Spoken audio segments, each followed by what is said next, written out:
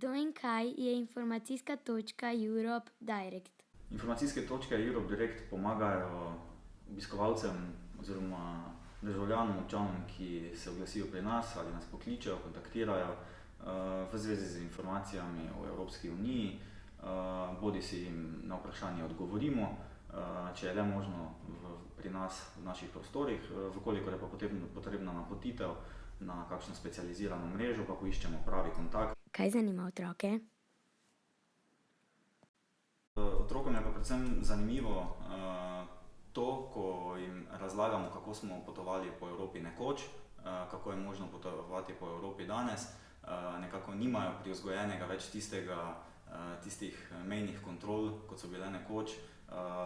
To, da plačujemo z evrom, jim je samo po sebi umevno, pretvarjanje valut jim je nekoliko bolj tuje kot nam. Kaj pa zanima mlade? Kako je mogoče že v srednji šoli vstopiti v sistem mednarodnih izmenjav. Kaj morajo narediti, če želijo na izmenjavo?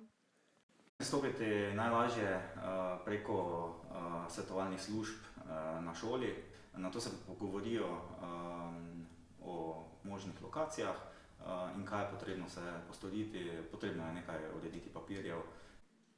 Zakaj je kul, da je Evropa povezana?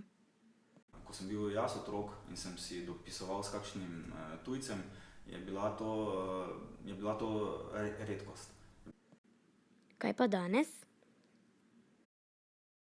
Več potujemo, po drugi strani imamo tudi internet, se lažje dopisujemo, lažje iščemo kontakte, tako da smo nekako bistveno bolj povezani. Hkrati je pa zelo uporabno tudi to, da lahko vežbajo na ta način jezike.